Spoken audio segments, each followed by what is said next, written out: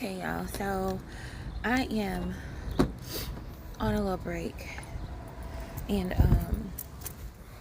I just finished reading a message that someone sent me in my DM, and we must discuss.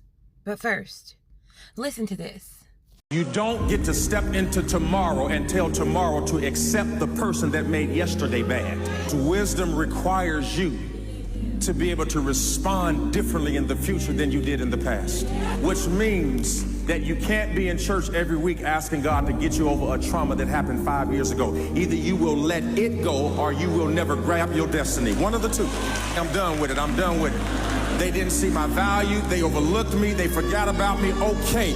God made it happen. There's another house he wanted me to be over, and it obviously wasn't the house that I was in. He wanted me to be somewhere else, and that's where you're on your way to. Okay, so somebody asked me in a DM how I stay so positive. And the only thing I can really say towards that is growth.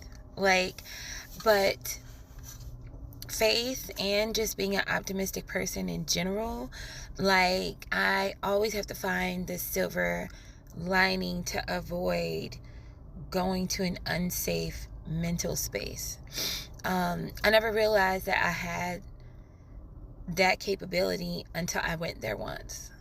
It was really hard for me to get back to normalcy in my mind, and basically learned that I was a high functioning depressed person. So I could do all the things. I could still laugh, literally enjoy my day, visit with my friends, maintain, my professionalism at work, everything.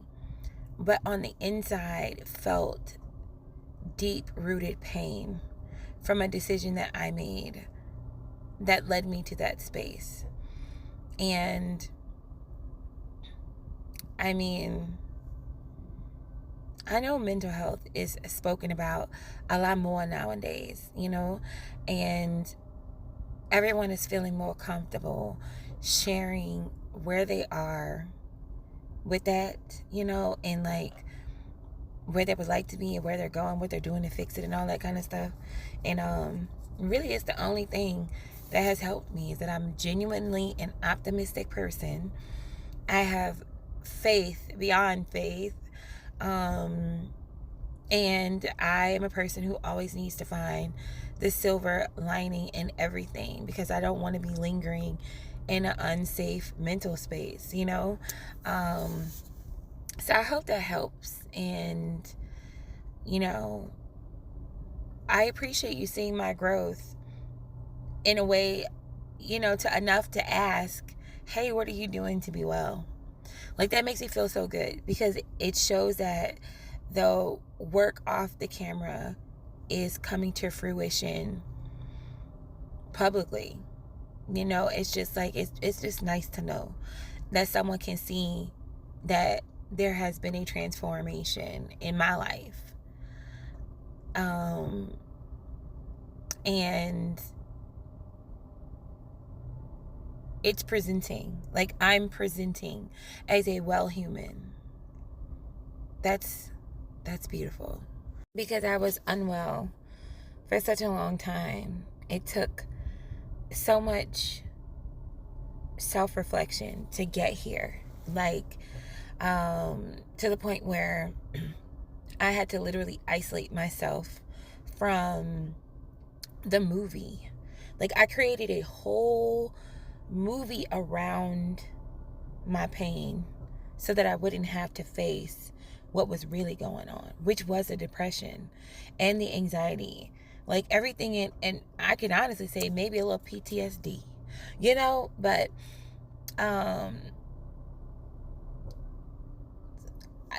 a lot of the way that we handle things comes from how we are all a product of our environment. Who were our role models and examples in life? How did they handle issues? How did they maneuver throughout their day? Whatever they were doing, that is how I have come to this point, and like, I'm intelligent enough to know that if I manipulate my story and create another movie, then I just don't see it. That is not healthy. So once I sat with myself and said, okay, Sahida, what you gonna do about this? No one's coming. No one's coming. What you gonna do? Y'all, I asked one question that led to relocation. I literally said, I have to do something different. Woke up one day, asked a question, and 7 days later, I was living in Florida. Now, I don't know that everyone needs that. I did, though. It was a dangerous slope. And I was on my last piece of nerve before the click, the little, and then all hell breaks loose and you like, for real crazy? That's where I was. I said, oh no, I'm too cute for that. You must accept that what happened yesterday is the reason you are experiencing whatever it is currently. So you have to pray for discernment, pray for wisdom, knowledge, and understanding. These are 3 things that my mom would always pray over us as children, growing up, and still now to this day as grown folks and married people, and having my brothers and sisters having their own kids, and whatever and stuff like that. But this is something that you need to know, like wisdom, knowledge, and understanding, having a spirit of discernment, having a spirit of conviction. And you know what's so crazy? I've always been a spiritual, faith-based person my whole life. But I always had like this awareness of immaturity and the fact that my age would play a big part in the decisions that I would make. Even to the point that before I went to college, when I got there and my family left and I was there alone in my room, I was just a kid. But this was the prayer. Lord, please give me a spirit of conviction, because I know I'm going to experience things that I shouldn't.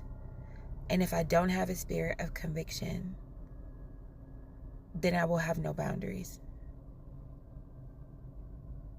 Like, I've always been very self-aware.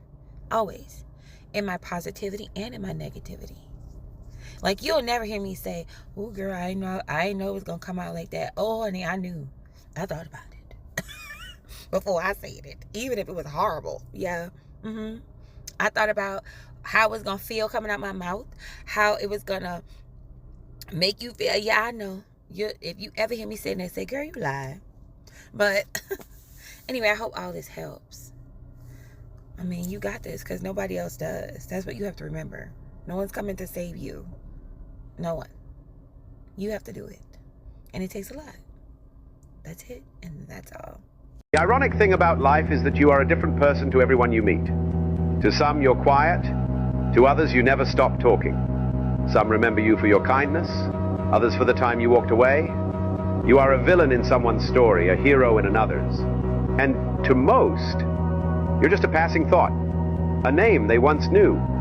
You don't exist as one person, but as countless versions of yourself, shaped by fleeting moments and personal perceptions. And here's what's unsettling. You will never truly know yourself the way others do. You will never hear your own laughter the way someone else does. You will never see the way your absence lingers in a room you used to fill. To yourself, you are just you. But in reality, you are 1,000 different stories, none of which you will ever get to read.